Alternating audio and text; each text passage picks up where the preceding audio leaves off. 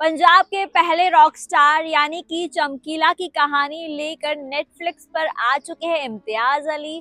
और आज के इस वीडियो में दोस्तों मैं आपके लिए करूंगी फिल्म चमकीला का रिव्यू, क्योंकि ये एक बायोपिक है। तो क्या जो इम्तियाज अली है उस तरीके से चमकीला की कहानी दिखाने में कामयाब हुए हैं जिस तरीके से उनकी कहानी थी, या फिर उन्हें कुछ और चीजें इसमें ऐड ऑन करनी चाहिए थी? आज की वीडियो में मैं आपको ये बताऊंगी।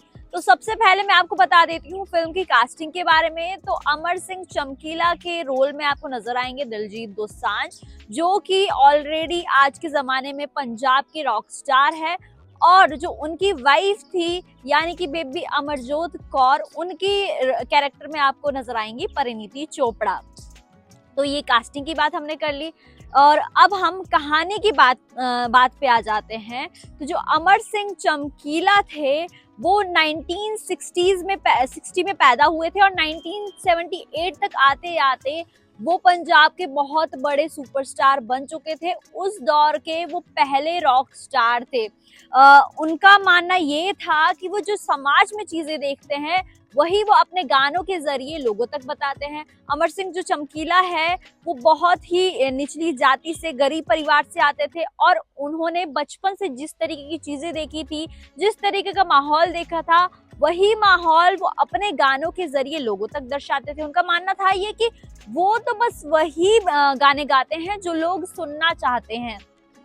तो जो कुछ लोग थे उस दौरान पंजाब के, चाहे वो पुलिस हो चाहे वो धार्मिक वाले लोग हो, उन्हें उनके गानों पर आपत्ति थी। वो चाहते थे कि जो अमर सिंह चमकीला है वो ऐसे गाने ना गाया करे, पर बावजूद इसके चमकीला गाते थे। क्योंकि जो चमकीला थे, एक इस फिल्म में डायलॉग है कि जब वो स्टेज पे होता है तो वो लोगों का गुलाम हो जाता है। उनसे लोग डिमांड करते थे कि भाई पुराना वाला गा ले, पुराने वाला गा दे। तो अमर सिंह जो चमकीला है वो मना नहीं कर पाते थे और वो गाने लगते थे। उन्होंने धार्मिक गाने भी गाए, वो भी हिट हुए और उस दौरान सबसे ज्यादा जो रिकॉर्ड्स बिके थे वो अमर सिंह चमकीला के बिके थे। अब इम्तियाज अली की हम डायरेक्शन की बात कर लेते हैं। तो फिल्म का डायरेक्शन उन्होंने बहुत ही खूबसूरत तरीके से किया था।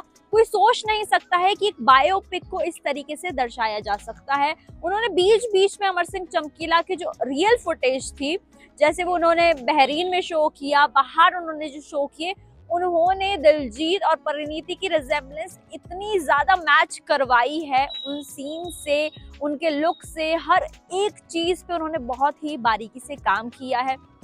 अब उनसे पूछा गया था एक इंटरव्यू में कि आपको जरूरत क्या थी एक ऐसे कलाकार के ऊपर बायोपिक बनाने की जिसको सब गाली दिया करते थे। तो उनका मानना है कि बहुत ही जरूरी कहानी है दिखानी समाज को। जैसे मंटो थे तो मंटो को भी बहुत ज्यादा गालियां पड़ा करती थी, क्योंकि वो भी समाज को उनका आईना दिखाते थे अपनी किताबों के जरिए, अपनी कहानियों के जरिए जो समाज में चल रहा है। लेकिन समाज वो चीजें देखना नहीं चाहता था। कुछ समाज के कुछ तबके के लोग जो है वो देखना नहीं चाहते, तो इसलिए मंटो को भी बहुत ज्यादा लोग गालियां दिया करते थे, उनसे कहा करते थे कि किस तरीके के लेखे लिखता है।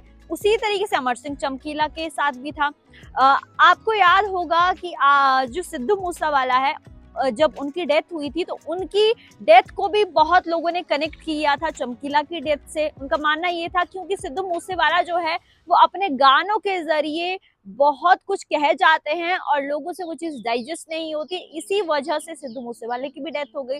तो इसमें बहुत से कहानी के अलग अलग जो रूप है वो आपको देखने को मिलेंगे। अलग अलग जो भी इंसान समाज के रूप को दिखा रहा है उसे समाज एक्सेप्ट नहीं करना चाहता है।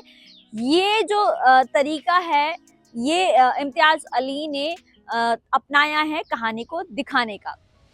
अब दोस्तों इस फिल्म में एक डायलॉग है कि गोली चलाने वाले तो गोली चलाएंगे, हमारा काम है गाना गाना तो हम गाएंगे, हमारे लिए वो नहीं रुकेंगे और हम उनके लिए नहीं रुकेंगे।